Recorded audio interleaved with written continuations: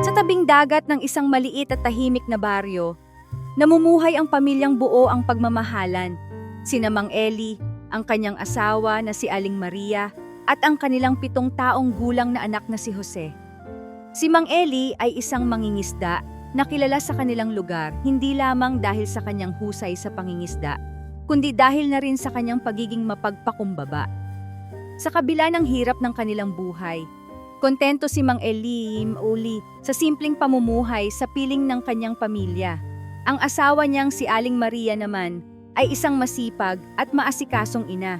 Palaging nakangiti si Aling Maria kahit sa gitna ng pagod mula sa gawaing bahay. At para sa kanya, sapat na ang makitang malusog at masaya ang kanyang mag-ama. Ang kanilang anak na si Jose ay isang masayahin at mapagmahal na bata. Kahit bata pa lamang, natutunan na ni Jose ang halaga ng pagtutulungan. Gustong-gusto niyang samahan ang kanyang ama sa dalampasigan tuwing madaling araw, sa pag-aayos ng lambat o sa pagbibilang ng huli kapag nakakabalik na si Mang Eli mula sa dagat. Minsan, kahit pa sinabi ng kanyang ina na maglaro muna siya kasama ang ibang bata, mas pinipili ni Jose na tumulong kay Mang Eli. Ginagawa niya ito hindi lamang dahil sa nais niyang matutunan ang sining ng pangingisda, kundi dahil masaya siya sa piling ng kanyang ama. "Bukas, Papa, sasama na ako sa dagat," sigaw ni Jose habang pinupunasan niya ang isang lumang bangka na ginagamit ni Mang Eli. Napatawa na lamang ang ama, sabay haplos sa buhok ng anak. "Malayo pa ang mararating mo, anak," ani Mang Eli. "Sa ngayon, maghintay ka muna. Darating din ang araw na ikaw mismo ang hahawak ng lambat." Sa kabilang dako naman ng bahay, si Aling Maria ay abala sa paghuhugas ng mga pinagkainan nila ng hapunan. Habang ginagawa ito, hinihintay niyang sumigaw ang anak mula sa labas para humingi ng kung ano. Karaniwan ay tinapay o kaya'y baso ng malamig na tubig. Pero sa halip na sigaw, narinig niya ang mag-asawang nagbibiruan. Napangiti si Aling Maria. Sa mga ganitong pagkakataon ay nararamdaman niyang kahit simple ang kanilang buhay, masagana ito sa pagmamahalan. Kinabukasan, nagising si Jose sa tunog ng mga alon at amoy ng sinangag na niluluto ng kanyang ina. Agad siyang bumangon, masiglang tumakbo palabas ng bahay at nakita ang ama niyang nag-aayos ng lambat. Tumakbo si Jose palapit kay Mang Eli at tumulong sa pagbibilang ng buhol sa lambat kahit hindi niya pa ito ganap na nauunawaan. "Papa, bakit kailangan nating siguraduhin na maayos ang lambat?" tanong ni Jose habang tinuturo ang isang bahagi nito. "Anak, ang lambat na ito ay parang pamilya natin. Kapag may sira, hindi tayo makakahuli ng isda. Parang sa pamilya, kapag may problema, kailangang ayusin agad para hindi lumala," sagot ni Mang Eli na may ngiti sa kanyang mukha. Parang si Mama po, di ba? Kapag may sira sa damit ko, inaayos niya agad," sagot ni Jose na puno ng tuwa. Tumawa si Mang Eli. "Oo, anak. Ganyan nga. Nasa kalagitnaan sila ng kanilang gawain nang tawagin sila ni Aling Maria. Kain muna kayo, wag puro trabaho." Hinila ni Jose ang ama papunta sa kanilang maliit na kusina, kung saan naghihintay ang mainit na sinangag, pritong tuyo, at bagong lutong kape para kay Mang Eli. Habang kumakain, nagkwento si Jose tungkol sa kanyang plano sa paglaki. "Gusto ko pong maging kasing galing ni Papa sa pangingisda," sabi ni Jose. "Pero gusto ko rin pong maging katulad ni Mama na marunong magluto ng masarap na pagkain." "Pwede mong gawin ang lahat ng yan, anak," sagot ni Aling Maria habang pinupunasan ang kamay ng anak. "Basta't wag mong kalilimutan na ang mahalaga ay ang pagiging mabuting tao." "Mama, mabait na po ako, di ba?" tanong ni Jose na may ngiti sa kanyang muka. "Oo naman, anak," sagot ni Aling Maria. Sabay tingin kay Mang Eli na tumango bilang pagsang-ayon. Sa puso ni Aling Maria, umaasa siyang manatiling ganito kasimple at kaaya-aya ang buhay ng kanilang pamilya. Ngunit alam din niya na ang dagat, tulad ng buhay, ay puno ng misteryo at hamon. Habang tumatakbo ang araw, abala si Jose sa pag-aaral ng mga gawain sa bahay at pagtulong kay Mang Eli. Hindi niya alam na sa bawat araw na ginugugol niya sa kanyang pamilya, unti-unti siyang hinuhubog ng mga karanasan para sa mga pagsubok na darating sa kanilang buhay. Sa kabila ng kanilang simpleng pamumuhay, hindi maikakailang nakararanas din ng matitinding pagsubok ang pamilya ni Mang Eli. Isa sa pinakamabigat na suliraning kinakaharap nila ay ang panahon ng unos at bagyo. Sa tuwing tumitindi ang hangin at ang mga alon ay nagiging mas mataas kaysa karaniwan, napipilitan si Mang Eli na manatili sa pampang upang hindi malagay sa peligro ang kanyang buhay. Kahit na naiintindihan ni Aling Maria ang dahilan, mahirap para sa kanya ang makita ang asawa niyang nag-aalala dahil sa mababang bilang ng huling isda sa panahon ng ganitong sakuna. Isang gabi, habang humahampas ang malalakas na alon sa dalampasigan, nakaupo si Mang Eli sa kanilang maliit na kubo, hawak ang isang lumang lambat na nilulunod sa kanyang mga alaala. Tinititigan niya ito at sa kanyang isipan, naaalala niya ang mga panahong sagana ang kanilang dagat. Ang mga panahong sa tuwing babalik siya mula sa laot, puno ng isda ang kanyang bangka, at ang kanilang baryo ay puno ng saya dahil ang lahat ay may pagkain sa hapag. Ngunit ngayon, ang mga ulat ng mga kalapit na mangingisda ay nagkukuwento ng iisang realidad. Kaunti ang isda at marami ang gutom. Hindi tayo pwedeng umasa sa dagat sa panahong ganito, sabi ni Mang Eli kay Aling Maria habang iniikot ang lambat sa kanyang mga daliri. Kailangan nating magtipid, Maria. Alam kong mahirap pero gagawa ako ng paraan. Pinisil ni Aling Maria ang balikat ng asawa. Huwag kang masyadong mag-alala, Eli. May kaunting ipon pa tayo mula sa nakaraang ani. Hindi tayo pababayaan ng Diyos. Ang mahalaga, ligtas ka. Mas gugustuhin ko pang kumain ng kamote araw-araw kaysa mawala ka sa amin. Habang nag-uusap ang mag-asawa, si Jose naman ay nasa gilid ng kanilang bahay, nakikinig habang nakatingin sa madilim na dagat. Sa murang edad, alam niyang may mabigat na pinagdadaanan ang kanyang mga magulang. Sa isip niya, nais niyang tumulong kahit papaano. Kaya kinaumagahan, habang abala si Aling Maria sa pagluluto ng lugaw, lumapit si Jose kay Mang Eli na abala sa pag-aayos ng bangka. Papa, anong pwede kong gawin para makatulong sa atin? Tanong ni Jose na puno ng determinasyon. Tumingin si Mang Eli sa anak at napangiti ng bahagya. Anak, bata ka pa. Ang pinakamainam mong magagawa ngayon ay mag-aral at makinig kay Mama. Huwag mong alalahanin ang problema namin ng mama mo. Pero Papa, gusto ko pong makatulong. Pwede po akong maghakot ng lambat o maghanap ng panggatong para hindi na po tayo gumastos. Napangiti si Mang Eli sa tapang ng anak. Kung ganoon, hanapin mo si Ka Pedro mamaya. Marami siyang tuyong kahoy na pwede nating bilhin sa murang halaga. Tulungan mo si Mama na mag-ipon ng panggatong. Iyon ang tulong mo sa amin, anak. Sumang-ayon si Jose at agad na tumakbo papunta kay Aling Maria upang ipaalam ang plano nila ng kanyang ama. Natuwa si Aling Maria, ngunit sa kabila ng kanyang ngiti, ramdam niya ang kirot na pinagdadaanan ni Mang Eli. Nakikita niya ang lungkot sa mata nito sa tuwing babalik siya mula sa dagat ng walang huli. Alam niyang pinapasan ng asawa ang bigat ng responsibilidad na bumuhay sa kanilang pamilya. At kahit na pilit itong nagiging matatag, alam niyang may hangganan ang lakas ng tao. Dumaan ang mga araw at nagpatuloy ang sama ng panahon.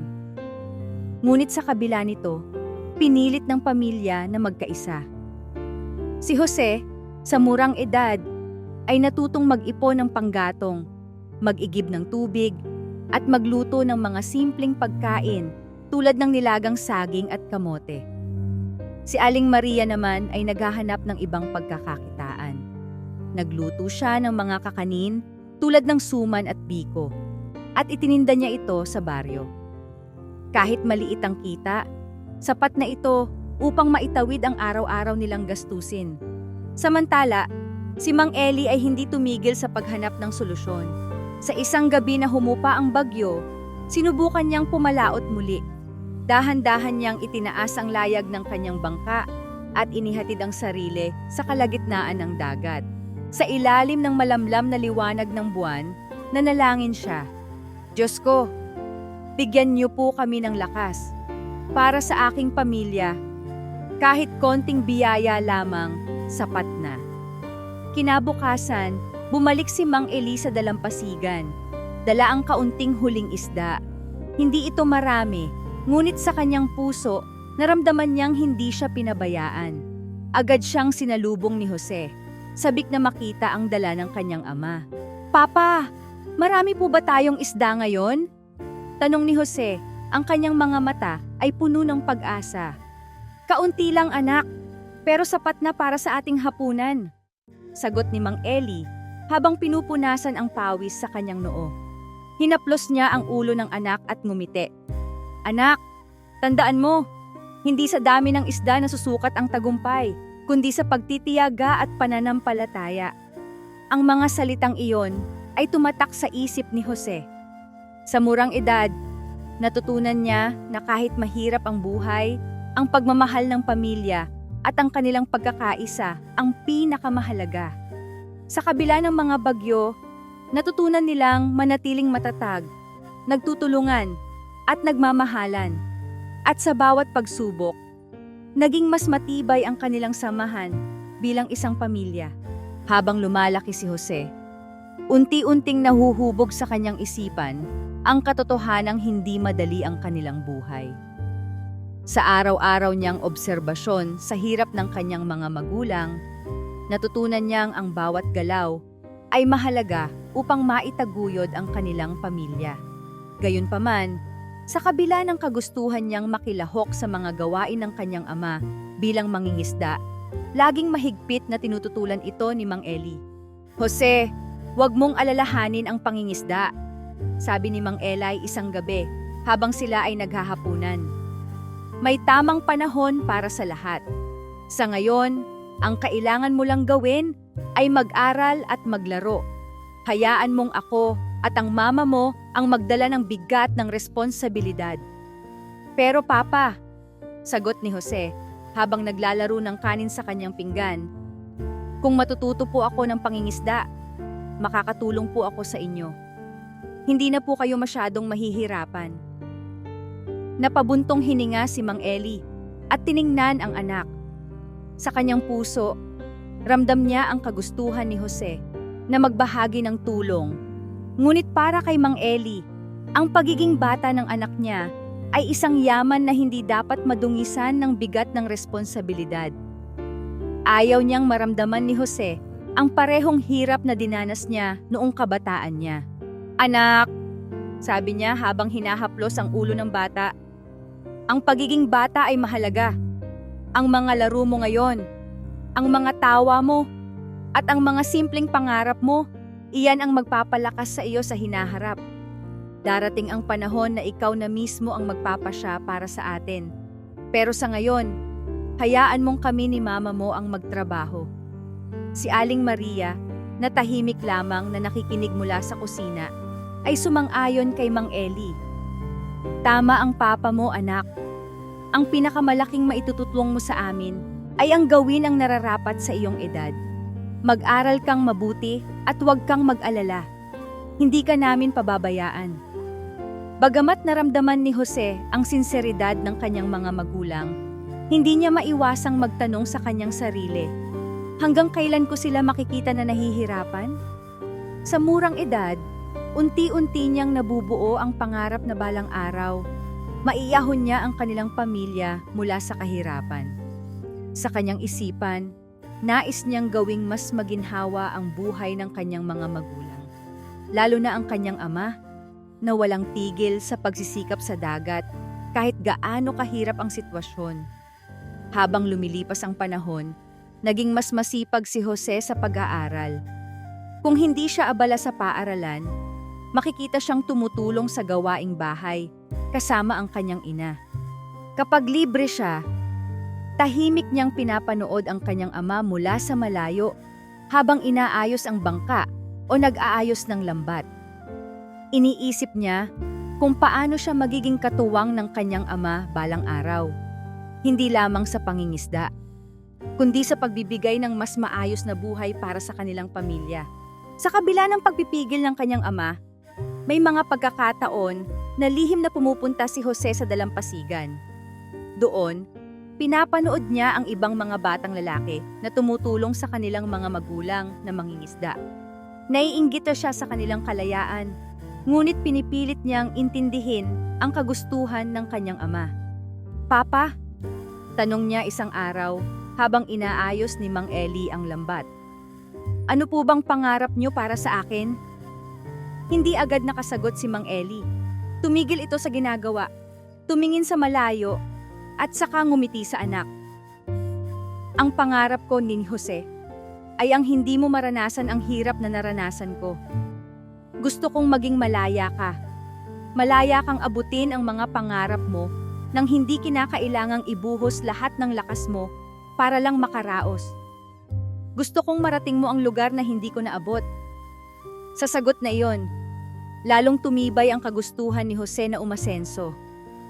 Ngunit sa kabila ng lahat, nirerespeto niya ang desisyon ng kanyang ama. Nais niyang patunayan na kahit hindi siya nagpapasan ng mabigat na responsibilidad ngayon, handa siyang gawing inspirasyon ang mga sakripisyo ng kanyang mga magulang, upang balang araw ay bigyan sila ng maayos at payapang buhay.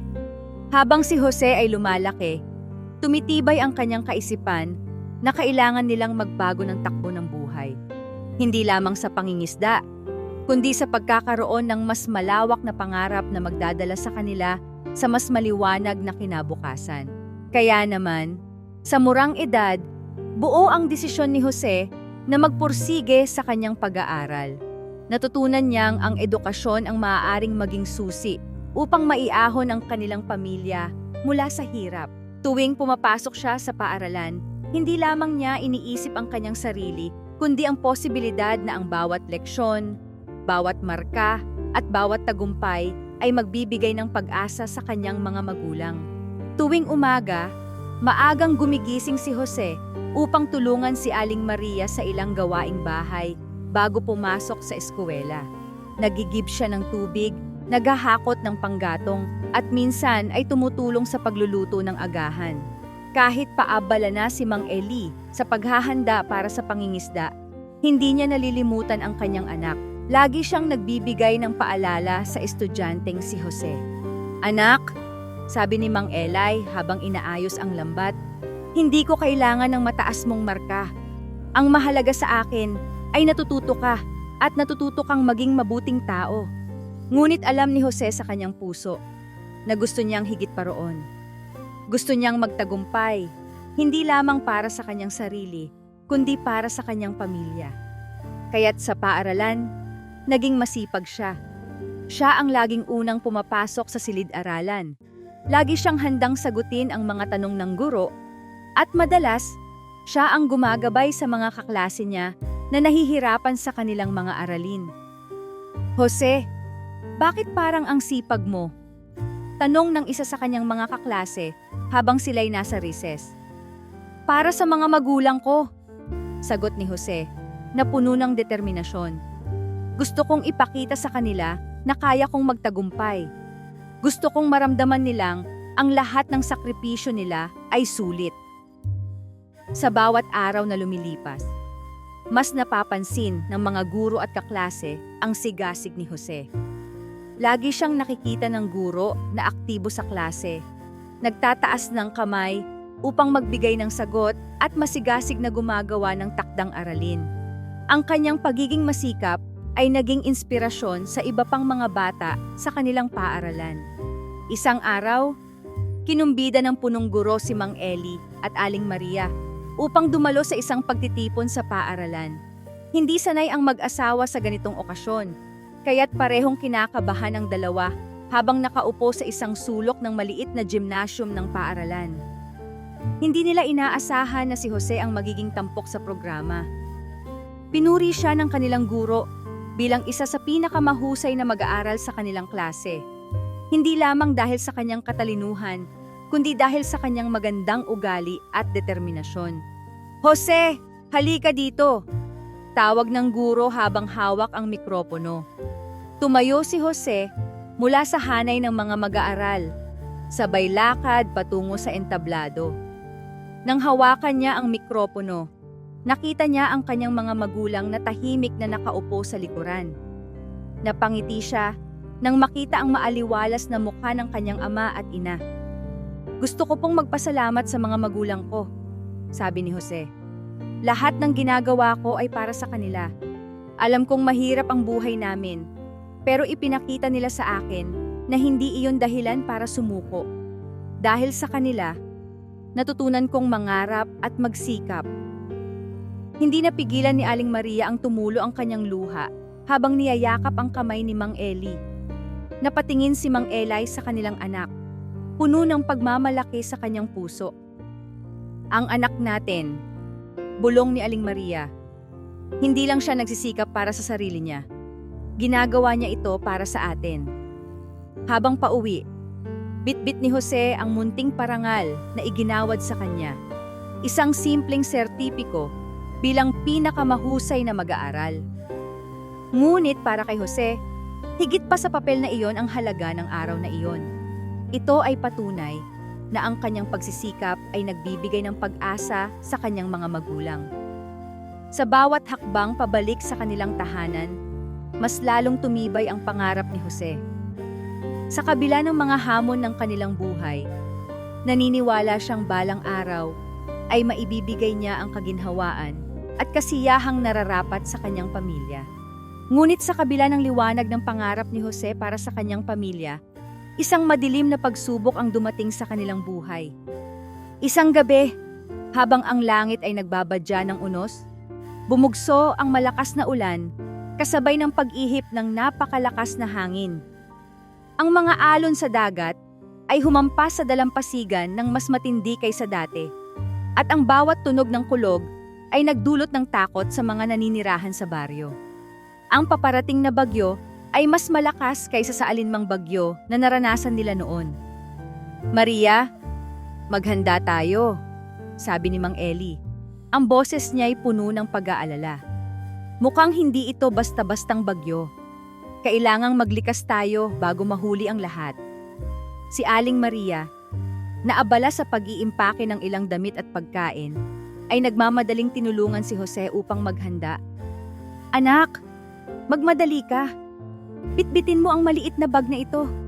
Huwag mong kalimutang dalhin ang tsinelas mo," bilin niya habang pilit na itinatago ang kanyang kaba.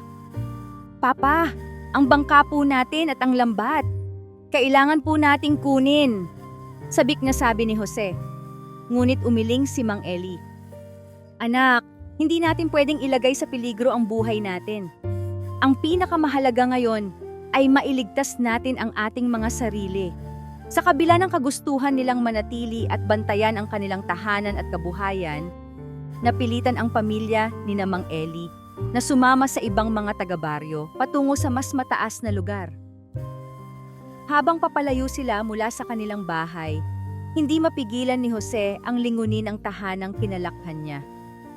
Sa kanyang isipan, iniisip niya kung ano na ang mangyayari sa kanilang buhay kung ang lahat ng mayroon sila ay tuluyang mawala. Kinabukasan, matapos ang magdamag na bagyo, nagbalik ang katahimikan. Ngunit ang tanawin sa baryo ay malayo sa dating itsura nito.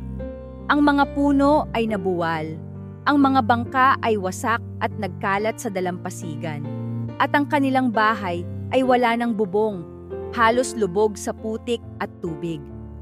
Ang lambat ni Mang Eli, na maingat niyang iningatan ng maraming taon, ay wala na. Tila tinangay ng dagat kasabay ng kanilang kabuhayan.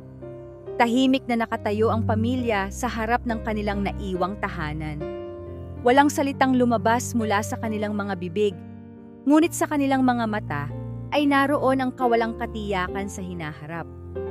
Si Jose, sa murang edad, ay hindi na iwasang makaramdam ng bigat ng pagkawala. Papa, basag ang boses ni Jose habang hawak ang kamay ng kanyang ama. Paano po tayo ngayon? Lumuhod si Mang Eli at mahigpit na niyakap ang anak. Anak, hindi ko alam. Pero isa lang ang sigurado. Magkakasama tayo at hindi tayo susuko. Si Aling Maria, kahit bakas sa mukha ang matinding pagod at lungkot, ay pilit na nagbigay ng lakas sa kanilang mag-ama. Magsisimula tayong muli, sabi niya. Ang boses niya ay puno ng determinasyon. Hindi tayo iiwan ng Diyos. Sa kabila ng lahat ng ito, mahalaga ay ligtas tayong tatlo.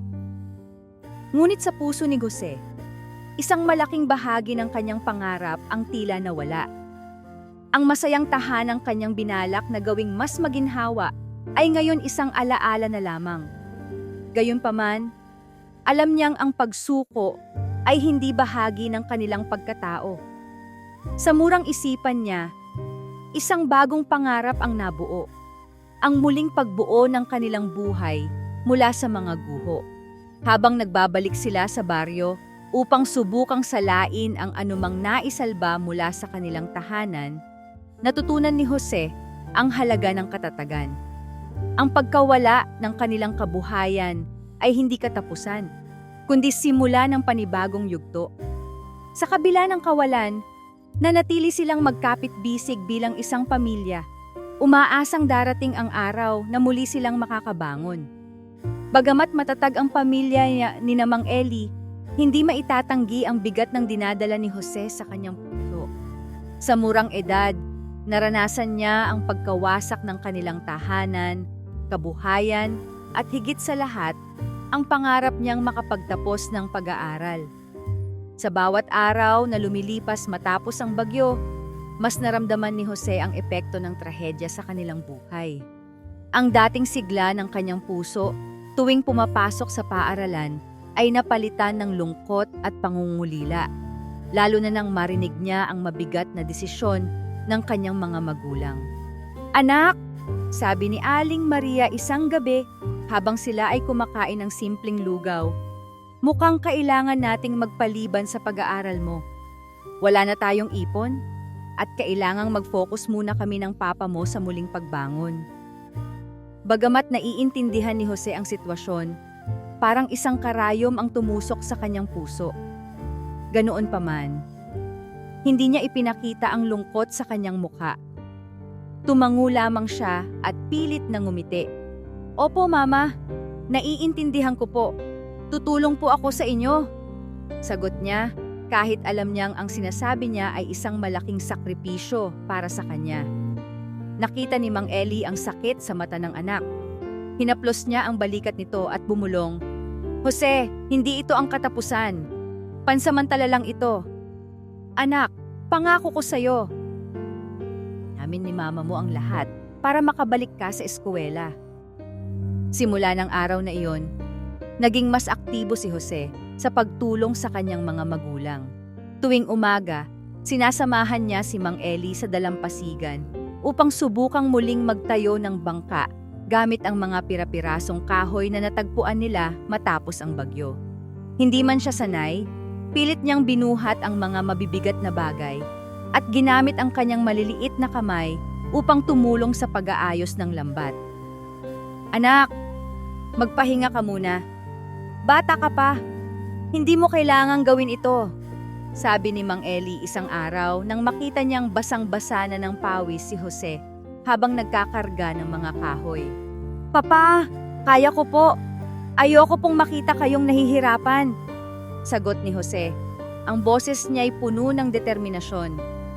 Sa hapon naman, tumutulong siya kay Aling Maria sa pagtitinda ng suman at biko na kanilang inihahanda para sa mga kapwa taga-baryo.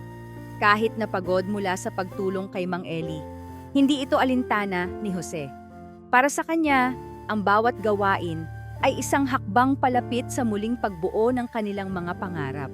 Ngunit sa kabila ng kanyang pagiging abala, hindi maalis kay Jose ang lungkot sa tuwing makikita niya ang kanyang mga klase na dumadaan sa kanilang bahay, masaya, at nagkukwentuhan tungkol sa kanilang mga aralin sa paaralan. Minsan, naririnig niya ang usapan ng kanyang mga kaibigan tungkol sa mga pangarap nila sa hinaharap. Jose, bakit hindi ka na pumapasok sa eskwela? Tanong ng isa sa kanyang mga kaibigan.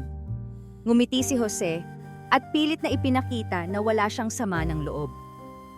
Kailangan ko munang tumulong kina papa at mama. Pero babalik din ako balang araw. Ang bawat araw na nakikita niyang patuloy ang buhay ng iba habang siya ay pansamantalang tumigil ay nagdadagdag ng kirot sa kanyang puso. Ngunit sa halip na magpaubaya sa lungkot, ginawa niyang inspirasyon ang kanilang sitwasyon. Sa kanyang isipan, paulit-ulit niyang iniisip ang mga salitang binitiwan ng kanyang ama. Hindi ito ang katapusan, Jose. Sa tuwing natutulog siya sa gabi, paulit-ulit niyang binubuo sa kanyang isipan ang mga pangarap na hindi niya binitiwan.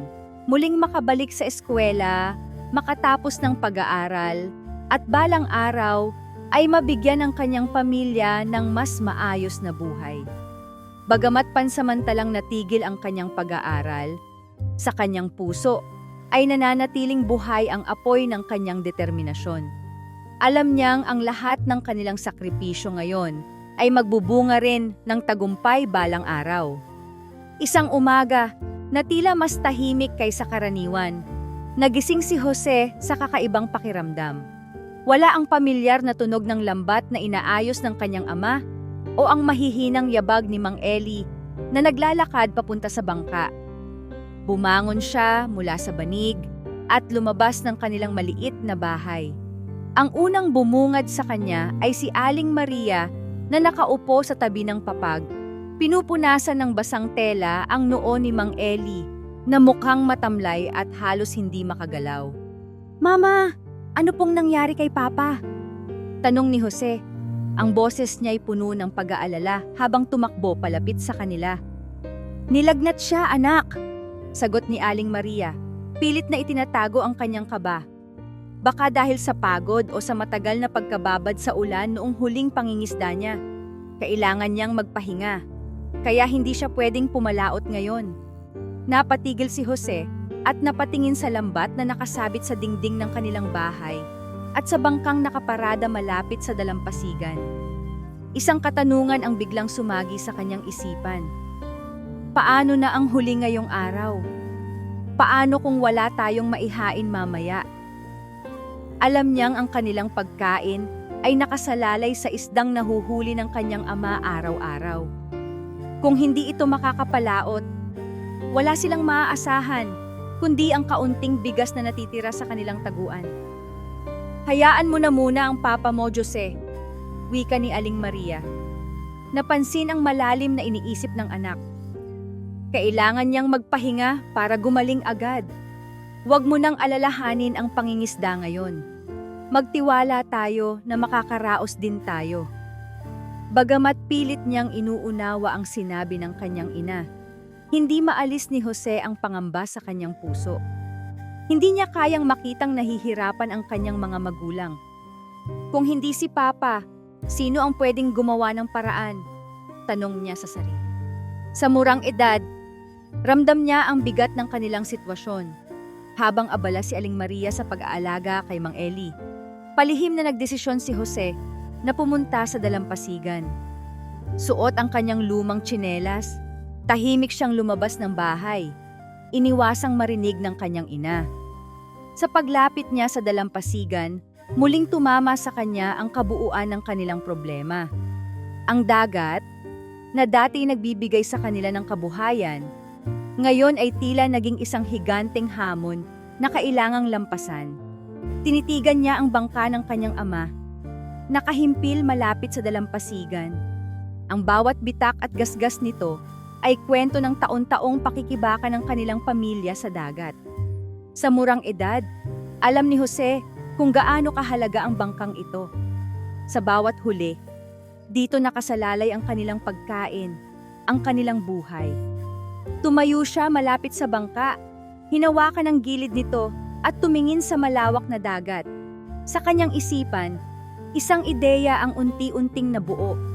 Paano kung ako ang maglayag? Ngunit agad din niyang naramdaman ang takot. Hindi siya marunong maglayag, ni mangisda. Wala siyang karanasan. At higit sa lahat, alam niyang mahigpit itong ipinagbabawal ng kanyang ama. Subalit ang ideyang iyon ay patuloy na bumabagabag sa kanya. Pinagmasdan niya ang bangka, iniisip kung paano ito itutulak papunta sa tubig. Ngunit sa bawat hakbang, nararamdaman niya ang bigat ng kawalang kakayahan. Hindi niya kinaya. Naupo siya sa buhanginan, malapit sa hampas ng alon, at ibinaba ang kanyang mukha sa kanyang mga palad. Sa gitna ng kanyang kaba at lungkot, napapikit siya at tahimik na nanalangin. Diyos ko! Bulong ni Jose. Ang kanyang tinig ay puno ng pag-asa. Alam kong bata pa po ako, pero tulungan na yun naman po kami. Si Papa ay may sakit at hindi siya makakapalaot. Ayoko pong mahirapan si Mama. Sana po may dumating na tulong o paraan para makaraos kami sa araw na ito. Habang nakapikit siya, naramdaman niya ang malamig na hangin mula sa dagat. Halos parang yakap ng isang ina. Unti-unti niyang binuksan ang kanyang mga mata at tumingin sa malawak na karagatan. Sa kanyang gulat, may natanaw siyang isang kakaibang bagay na inaanod papunta sa pampang.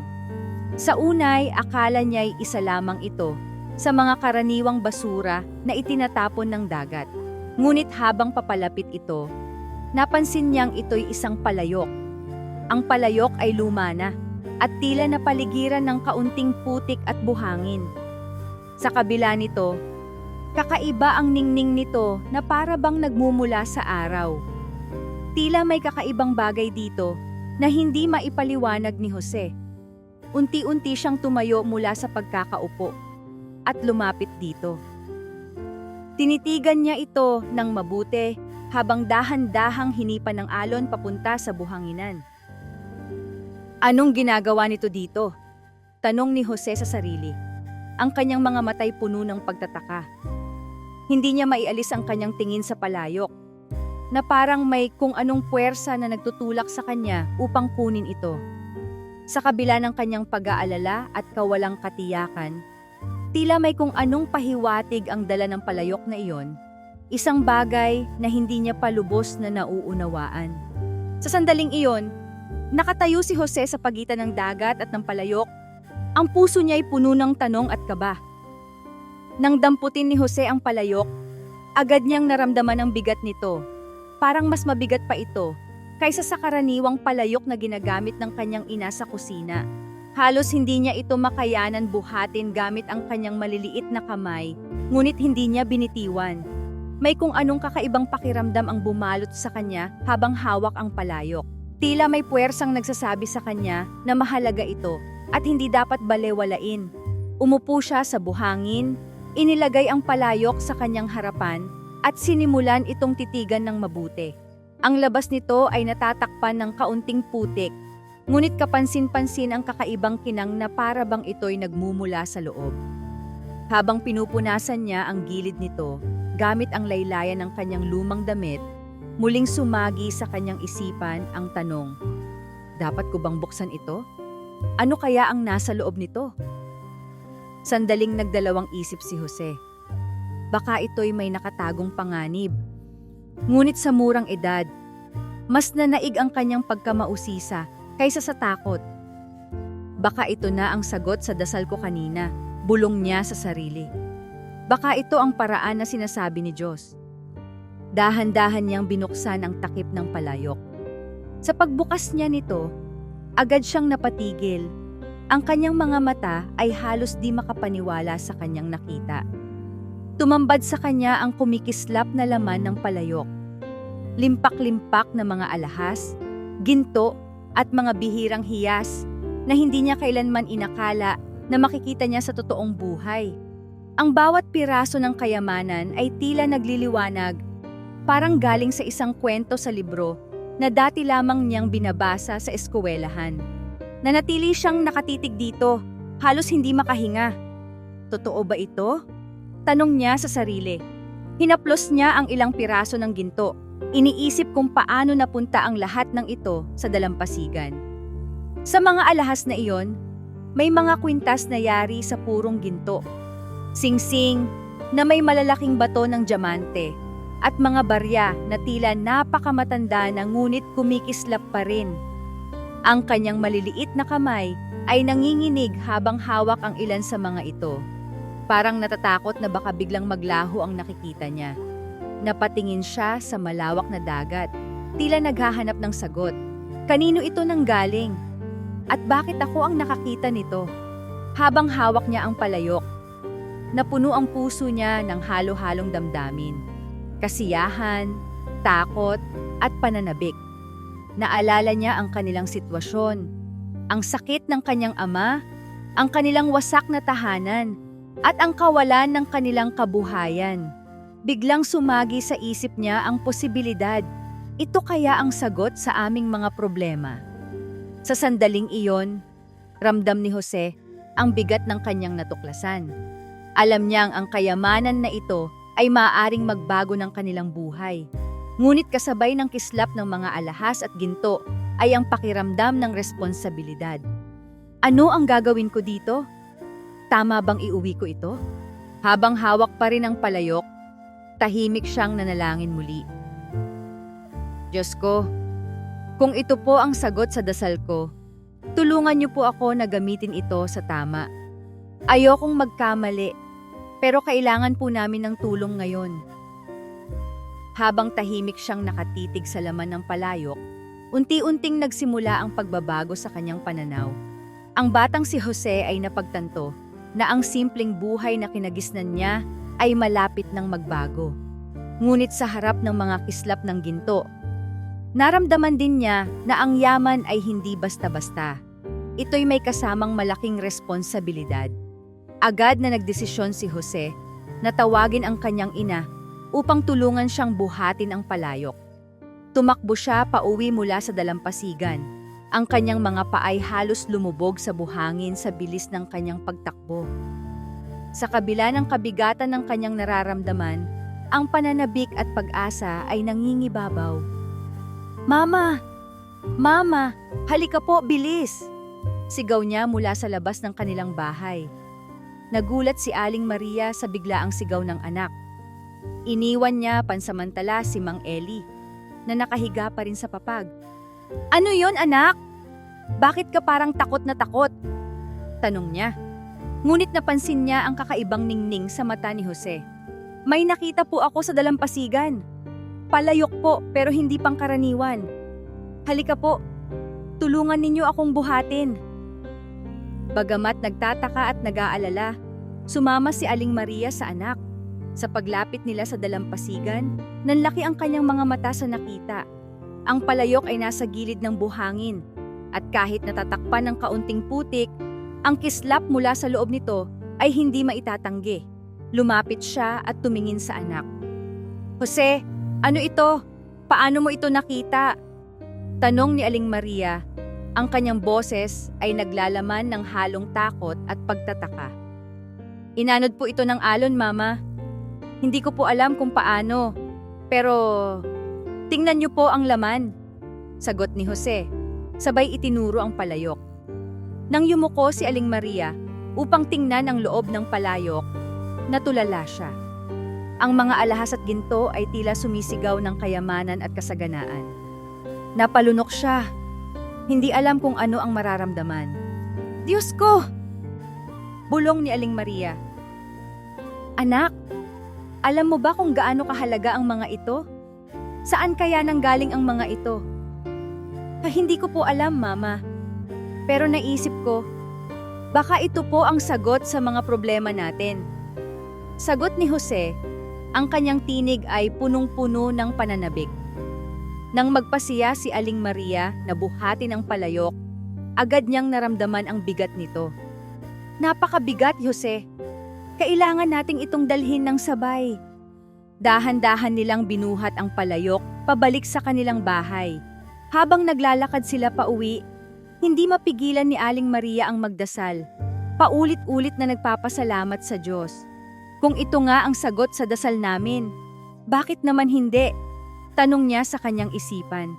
Pagkarating nila sa bahay, inilapag nila ang palayok sa gitna ng kanilang maliit na sala. Tumunog ang ilang piraso ng ginto at alahas sa pagkalapag nito. At ang tunog na iyon ay tila bumasag sa katahimikan ng kanilang tahanan. Sa pagkarinig nito, biglang napabangon si Mang Eli, na kanina lamang ay hindi kayang bumangon mula sa kanyang pagkakahiga. Ang kanyang mukha, na kanina'y maputla at puno ng pagod, ay tila nagkaroon ng biglaang sigla. "Maria! Jose! Ano yan?" Tanong ni Mang Eli habang pinilit niyang lumapit sa kanilang kinaroroonan. "Elay, hindi ko rin alam. Si Jose ang nakakita nito sa dalampasigan." Sagot ni Aling Maria habang nakatitig pa rin sa palayok, tila hindi pa rin makapaniwala. Si Mang Eli, kahit halatang nanghihina pa rin, ay dahan-dahang yumuko upang tingnan ang laman ng palayok. Nang masilayan niya ang kumikislap na ginto at alahas, napahawak siya sa kanyang dibdib. Hindi niya mawari kung matutuwa, matatakot, o magdududa siya. "Jose," sabi niya sa mahinang boses, "saan mo nakuha ang palayok na ito? Kanino kaya ito galing?" "Papa, inanod po ito sa dalampasigan. Hindi ko po alam kung paano, pero naramdaman ko po na parang ito ang sagot sa mga dasal natin." Sagot ni Jose. Ang kanyang boses ay puno ng kaseryosohan. Tahimik na nagkatinginan sina Mang Eli at Aling Maria, parehong hindi makapaniwala sa nangyayari. Sa sandaling iyon, napuno ang kanilang tahanan ng halo-halong damdamin. Pag-asa, pasasalamat, ngunit kasabay nito ang takot at pangamba. Ang kayamanang ito, na biglaang dumating sa kanilang buhay, ay tila isang milagro. Ngunit alam nilang maaari ring itong maging simula ng panibagong pagsubok. Sa kanilang mga puso, nagtanong sila, ito na kaya ang sagot sa mga paghihirap na pinagdadaanan natin? O isang hamon na mas malaki kaysa sa lahat ng naranasan natin noon?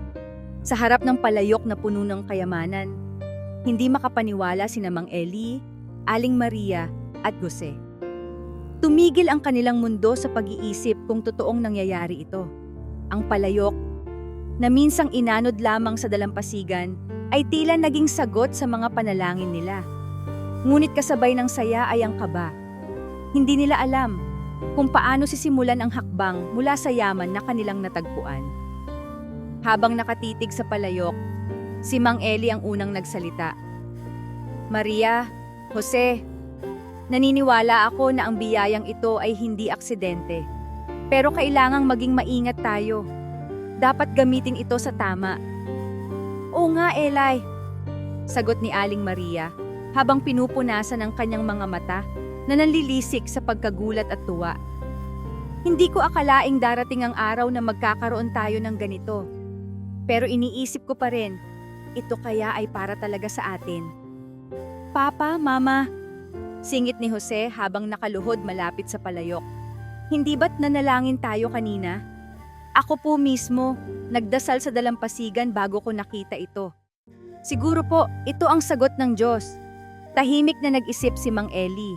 Matagal niyang pinagmasdan ang mga kumikislap na alahas at ginto. Ramdam niya ang bigat ng responsibilidad na dala nito. Sa wakas, tumango siya. "Anak, tama ka. Pero dapat nating itong gamitin ng tama. Hindi natin pwedeng sayangin o gamitin sa masama. Sisiguraduhin natin na ang yaman na ito ay magbibigay ng pag-asa, hindi ng gulo." Unang desisyon nilang gawin ay ang pag-iingat sa palayok. Nilipat nila ito sa isang ligtas na sulok ng kanilang bahay, iniwasan ang mata ng iba upang hindi ito malaman agad ng kanilang mga kapitbahay. Ang tanging nasa isip ni Mang Eli ay muling pagbangon ng kanilang pamilya mula sa pagkawasak na dulot ng bagyo. Kinaumagahan, nag-usap ang mag-asawa habang abala si Jose sa paglilinis ng paligid. "Maria, kailangan nating unahin ang pinakamahalaga. Gagamitin natin ang bahagi ng kayamanan para ipaayos ang bangka at lambat. Alam mo namang ito ang bumubuhay sa atin." "Elay, sigurado ka ba? Baka pwedeng itabi muna natin ang lahat ng ito. Nakakatakot isipin na baka may makaalam."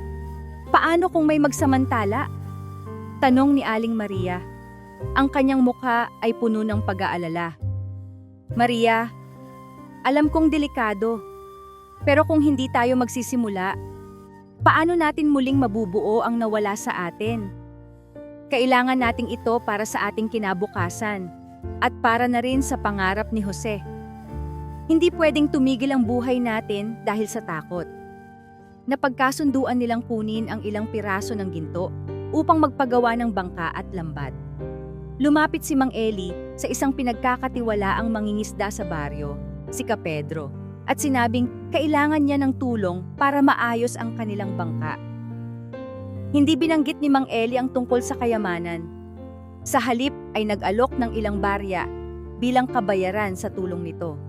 Elay, mukhang maganda ang balak mo, sabi ni Kapedro habang sinisimulan nilang ayusin ang bangka. Malapit na ulit bumalik sa normal ang panahon. Siguraduhin mong magiging maayos ang bangka mo, ha?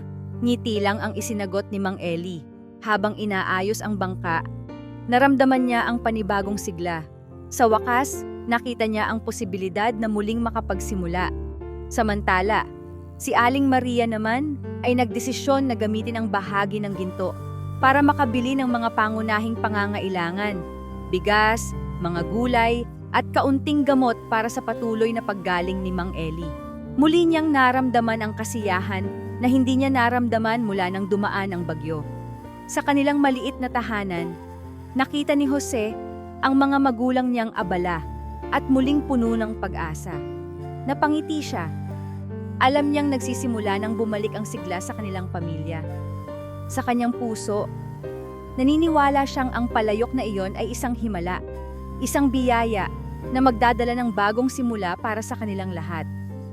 Kinagabihan, matapos ang abalang araw ng kanilang muling pagsisimula, maagang natulog si Jose. Sa kanyang puso, ramdam niya ang kasiyahan na unti-unting bumabalik ang normal na takbo ng kanilang buhay. Ngunit sa gitna ng kanyang mahimbing na pagtulog, isang kakaibang panaginip ang dumating sa kanya. Panaginip na tila mas totoo kaysa sa ano pa mang kanyang naranasan noon. Sa panaginip, nakita niya ang sarili niyang naglalakad sa dalampasigan. Madilim ang paligid, ngunit ang dagat ay maliwanag na tila sinasalamin ng buwan ang kalangitan. Narinig niya ang alon na banayad na humahampas sa buhangin, kasabay ng mahihinang bulong na tila tinatawag siya. Jose! Bulong ng isang tinig mula sa di kalayuan. Lumingalinga siya, ngunit wala siyang makita maliban sa walang katapusang dalampasigan. Jose! Muling tumawag ang tinig, at sa pagkakataong ito, sumunod siya. Ang kanyang mga paa ay dahan-dahang humakbang papunta sa tubig. Doon, sa gilid ng dalampasigan, nakita niya ang palayok. Ang takip nito ay bahagyang nakabukas, at ang loob nito ay nagliliwanag ng mas maliwanag kaysa sa nakita niya noong una. Nang lumapit siya, may isang boses na narinig niya mula sa palayok. Isang boses na malumanay ngunit puno ng awtoridad. Ang kayamanang ito, Jose, ay hindi lamang para sa inyo, sabi ng tinig. Ito ay biyaya na dapat mong gamitin ng may kabutihan at karunungan. Tandaan mo, hindi lahat ng kayamanan ay nagbibigay ng kasiyahan. Ang tunay na kayamanan ay nakikita sa puso ng tao at sa kabutihan ng kanyang gawa. Napatingin si Jose sa loob ng palayok. Sa kanyang panaginip, nakita niya hindi lamang ang mga alahas at ginto, kundi ang mga mukha ng mga tao mula sa kanilang baryo, mga mangingisdang nawalan ng kanilang bangka, mga bata na gutom at walang maayos na tahanan, at ang mga kaibigan niyang nawalan din ng pag-asa matapos ang bagyo. Jose, ang yaman na ito ay para sa inyong pamilya, patuloy ng tinig. Ngunit ito rin ay para sa mga nangangailangan. Huwag mong kakalimutan ng iba. Kung gagamitin mo ito ng may kabutihan, mas marami kang mabibigyan ng pag-asa. Napatulala si Jose. Tila nadadala ng bawat salita ng tinig. Ang kanyang puso ay napuno ng damdaming hindi niya maipaliwanag. Halo-halo ang saya, responsibilidad, at isang bagong layunin. Tumango siya sa panaginip, parang kinakausap ang tinig. Gagawin ko po ang lahat para gamitin ito ng tama. Bulong niya. Biglang bumalot ang liwanag mula sa palayok at sa isang iglap. Nagising si Jose mula sa kanyang panaginip. Pawisan siya, ngunit ang puso niya ay magaan. Napatingin siya sa paligid ng kanilang maliit na bahay, kung saan tahimik na natutulog ang kanyang mga magulang. Ang liwanag ng buwan ay sumisilip mula sa bintana at ang palayok ay nakalagay pa rin sa kanilang sulok, tahimik at walang kibo. Habang nakahiga, paulit-ulit niyang inisip ang boses sa panaginip. Ang kayamanang ito ay hindi lamang para sa inyo. Huwag mong kakalimutan ng iba. Napalunok si Jose. Sa murang edad, naramdaman niya ang bigat ng responsibilidad na dala ng kanilang natagpuan. Alam niyang hindi ito basta-basta. Sa isip niya, nagsimula siyang magplano. Paano kaya nila magagamit ang kayamanan upang hindi lamang matulungan ang kanilang sarili, kundi pati ang kanilang komunidad? Sa gitna ng gabi, napuno ang kanyang puso ng bagong layunin. Ang gawing biyaya, hindi lamang para sa kanila ang kayamanan, kundi para rin sa lahat ng nangangailangan. Kinabukasan, hindi mapakali si Jose. Agad niyang sinabi sa kanyang mga magulang ang tungkol sa kanyang kakaibang panaginip.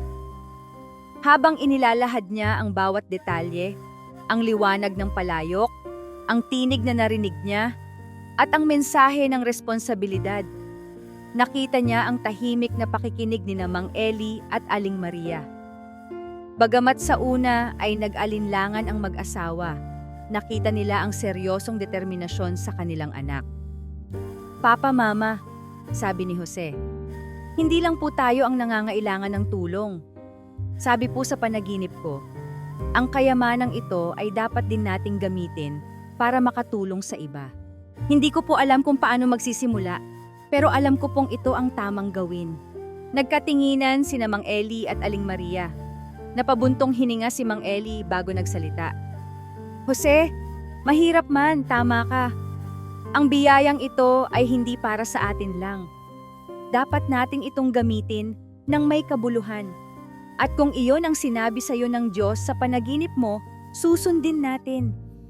Tumango si Aling Maria, bagamat halata ang kaba sa kanyang mukha. Kung gagawin natin ito, dapat simulan natin sa isang hakbang na makikita ng lahat bilang tama. Ang lahat ng makakaalam nito ay dapat makita na ginagamit natin ito sa mabuti. Paano po natin sisimulan, Mama, Papa? Tanong ni Jose. Alam ko na, sagot ni Aling Maria. Ang boses niya ay puno ng pananabik. May mga hiyas sa palayok na mukhang bihira at may kasaysayan. Bakit hindi tayo mag-donate ng ilan sa mga ito sa museo? Para maipakita natin ang halaga ng kayamanang ito, hindi lamang sa atin kundi sa lahat? Agad na sumang-ayon si Mang Eli. Tama si Mama mo, Jose. Iyon ang tamang unang hakbang.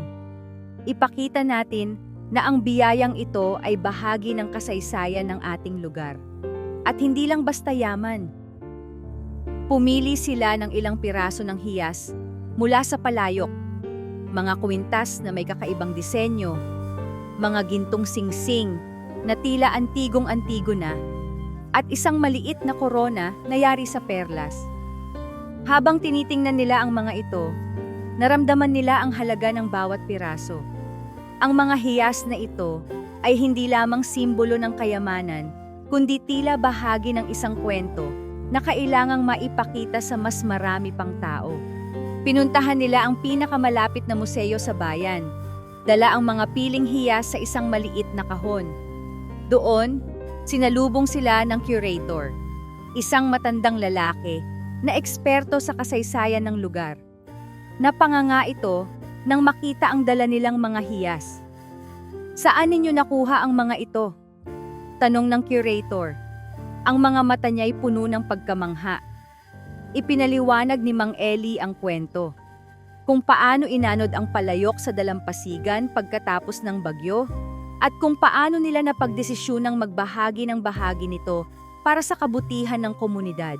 Hindi nila binanggit ang lahat ng laman ng palayok, ngunit ipinaalam nilang ito ay posibleng bahagi ng kasaysayan ng kanilang lugar. Ang mga hiyas na ito ay napakahalaga, sabi ng curator, habang masusing sinusuri ang bawat piraso. Mukhang bahagi ito ng isang barkong lumubog noong panahon ng mga Kastila. Hindi lang ito yaman, kundi bahagi ng ating kasaysayan. Dahil sa kanilang donasyon, naging malaking balita sa bayan ang kwento ng kayamanan mula sa dagat. Ang mga tao ay humanga sa desisyon ni Mang Eli na ibahagi ang bahagi ng kayamanan sa museo, sa halip na itago ito o gamitin lamang para sa sarili. Sa kanilang pagbabalik sa baryo, napansin nila ang pagbabago sa tingin ng kanilang mga kapitbahay. Ang pamilya ni Jose ay tiningnan bilang simbolo ng kabutihan at pagiging makatao. Para kay Jose, ito ang simula ng kanyang pangarap na gawing biyaya, hindi lamang para sa kanilang pamilya ang natagpuan nilang kayamanan, kundi para rin sa iba. Sa gabing iyon, muling nagtipon ang pamilya sa kanilang maliit na tahanan. Tahimik silang nagpasalamat sa biyayang natanggap nila at sa pagkakataong makatulong sa iba. Sa puso ni Jose, naramdaman niya na ang kanilang ginawa ay isang hakbang patungo sa katuparan ng mensaheng narinig niya sa panaginip. Ang yaman ay nagiging makabuluhan lamang kung ito ay ginagamit ng may kabutihan. Sa paglipas ng panahon, ang pamilya ni Mang Eli, Aling Maria, at Jose ay namuhay ng may malalim na pasasalamat sa biyayang kanilang natanggap. Ang yaman mula sa palayok ay naging sagot hindi lamang sa kanilang mga panalangin, kundi pati na rin sa pangarap ni Jose na makabalik sa paaralan. Ngunit higit sa lahat, ito ay naging daan upang sila ay makatulong sa kapwa, na nagbigay ng mas malalim na kahulugan sa kanilang buhay. Sa halip na angkinin ang lahat ng yaman para lamang sa kanilang sarili, napagdesisyunan nilang ilaan ang malaking bahagi nito upang tulungan ang mga kapwa nila mangingisda na naapektuhan din ng bagyo. Gumawa sila ng isang programa para sa baryo, kung saan ang iba pang mangingisda ay nabigyan ng bagong bangka at lambat. Nakita ni Mang Eli ang kasiyahan sa mukha ng kanyang mga kapitbahay at naramdaman niya ang ginhawang dulot ng pagbabahagi ng kanilang yaman. Si Aling Maria naman ay nagsimula ng maliit na negosyo sa baryo. Nagtayo siya ng tindahan na nagtitinda ng abot-kayang pagkain para sa mga tao. Hindi niya inisip ang kita. Sa halip, nais niyang masiguradong may maayos na pagkain ang bawat pamilya sa baryo. Sa kanyang simpleng negosyo, mas marami pa siyang natulungan. At ito rin ay naging inspirasyon sa ibang kababaihan na maghanap ng mga paraan upang makatulong. Si Jose, sa murang edad, ay naging simbolo ng pag-asa sa kanilang komunidad. Sa tulong ng yaman mula sa palayok, natuloy niya ang kanyang pag-aaral. Ngunit hindi siya naging makasarili sa kanyang tagumpay. Sa bawat tagumpay niya sa paaralan, iniaalay niya ito sa mga taong nasa paligid niya, lalo na sa kanyang mga magulang at sa kanilang komunidad. Sinimulan din niyang turuan ang ibang bata sa baryo. Nagbibigay siya ng oras upang magturo ng mga simpleng aralin sa mga hindi nakakapag-aral. Sa murang edad, naunawaan ni Jose na ang tunay na tagumpay ay hindi nasusukat sa material na yaman kundi sa kakayahang magbigay ng inspirasyon at tulong sa iba. Dahil sa kanilang kabutihang loob, mas lalo pang pinagpala ang kanilang buhay. Ang kanilang baryo, na dating salat at apektado ng bagyo, ay unti-unting bumangon. Ang kanilang komunidad ay napuno ng pagkakaisa at kasiyahan. Si Mang Eli ay muling naging masigla sa pangingisda, ngunit hindi na siya nag-iisa. Marami na siyang kasama na may bagong pag-asa sa buhay. Si Aling Maria ay naging tanyag sa baryo bilang ina ng inspirasyon. At si Jose ay patuloy na naging ehemplo ng isang batang puno ng determinasyon at pagmamahal sa kapwa. Sa huli, hindi lamang kayamanan ang naidulot ng palayok sa kanila, Ito ang nagbigay daan upang matutunan nila ang halaga ng pasasalamat, pagmamahal, at pagbabahagi. Ang yaman ay naging isang kasangkapan upang maipakita nila ang tunay na halaga ng pagiging makatao.